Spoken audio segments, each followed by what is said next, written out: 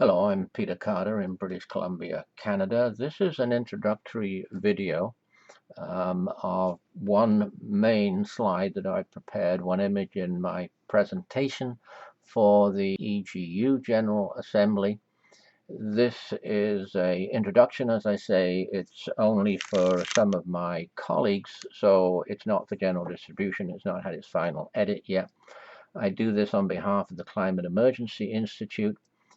This presentation includes a lot of data, the up-to-date data, and that can be found on my website, stateofourclimate.com.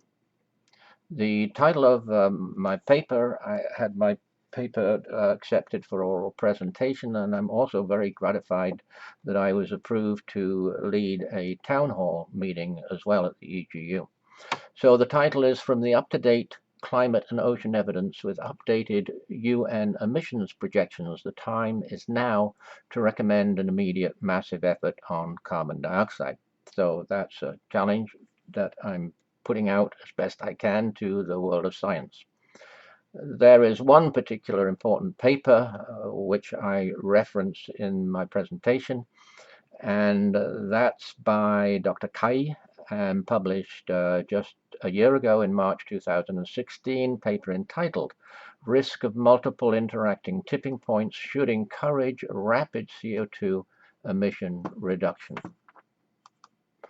I got in the habit of reminding myself and my audience that what we call climate change is about this. It's about everything. It's about our Earth. It's about the total environment, the biosphere.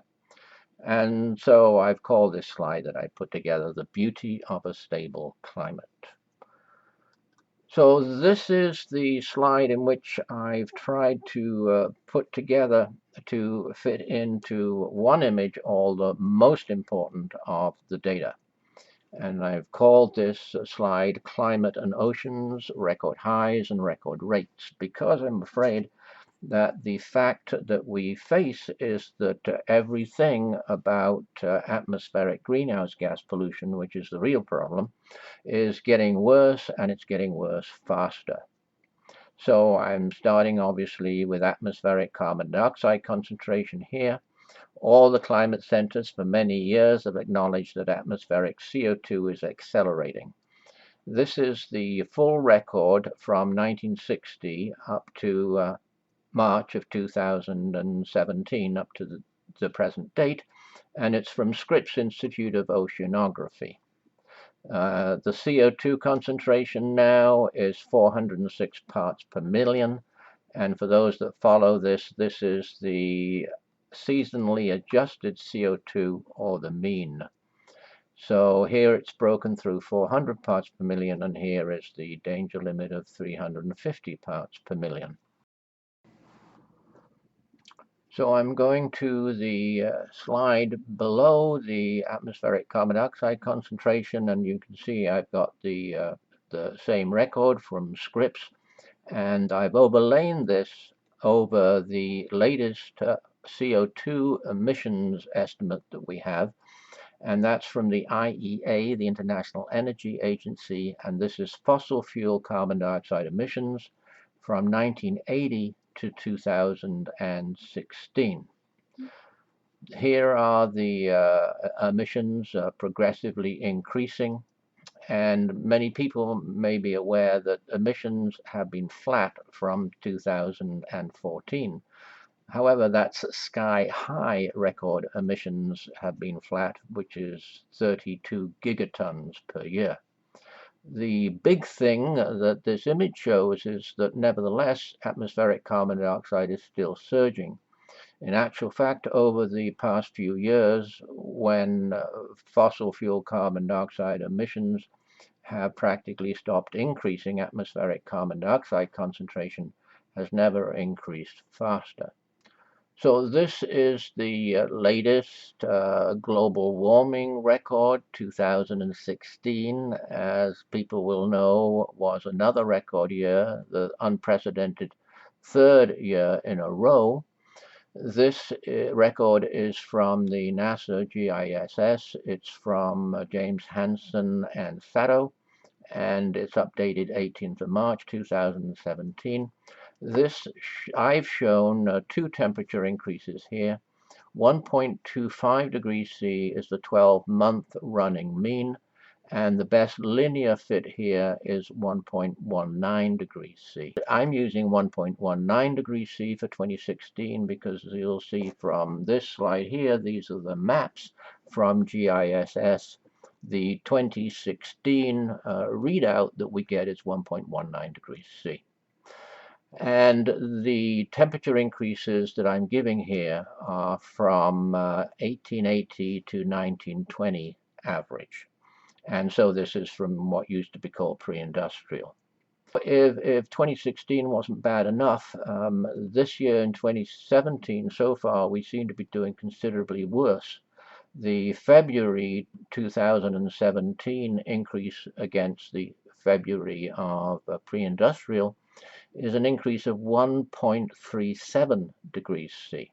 So I'm passing on now to this slide called extreme escalation of atmospheric greenhouse gases, which is something of an understatement.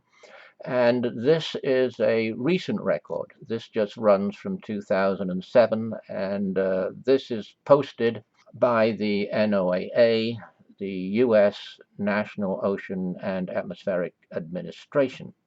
And this is carbon dioxide then from 2007. And this one here is methane from 2007. So carbon dioxide again is 406 parts per million, and methane is 1,840 parts per billion. I'm not going into any great detail on this slide. That's for the rest of the presentation. But suffice to say that the 800,000-year limit of atmospheric carbon dioxide is 300 parts per million. That's the ice core. So over the past 1 million years, carbon dioxide has not gone above 300 parts per million, and methane has not gone above 800 parts per billion. So that'll show you how extreme things are.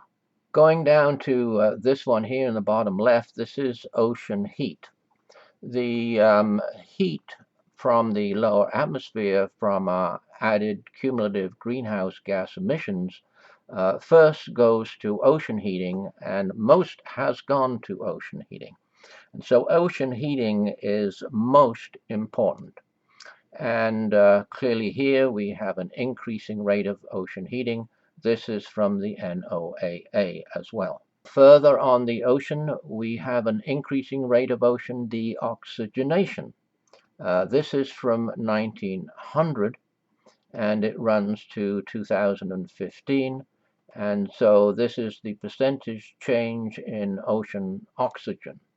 I should have mentioned that the ocean heat record runs from 1960 up to the latest present time that NOAA gives us, which is 2015. And so here is ocean acidification. This is easier to see the dramatic acceleration, which is recognized by the climate change centers and by the World Meteorological Organization, for example. So we have also an increasing rate of ocean acidification. This last one on the oceans here, this is the increasing rate of sea level rise. And this is another very long-term record, goes back to 1900. I should have said that the ocean acidification record goes back to 1750. So this is from 1900, and the latest data for this record I've taken from NASA, the vital sign. And so that brings me to the last of these slides on sea ice. And this shows Arctic sea ice on the left here and Antarctic sea ice on the right. We have records. We've never had this before. We have records for both the Arctic and Antarctic sea ice at this time of the year, March. We have a record Arctic winter low, and we have a record Antarctic summer low. And this situation in the Antarctic is totally new. You can see that the Arctic sea ice is presently tracking a record low. So, in conclusion, the most important thing, which is dramatic, is terribly dramatic, is that atmospheric carbon dioxide concentration is 406 parts per million. It's never been above 300 parts per million in the past million years. We know that from the ice core record. And in 2015, in the 1 year, and 2016, the 1 year, atmospheric carbon dioxide concentration increased by 3 parts per million.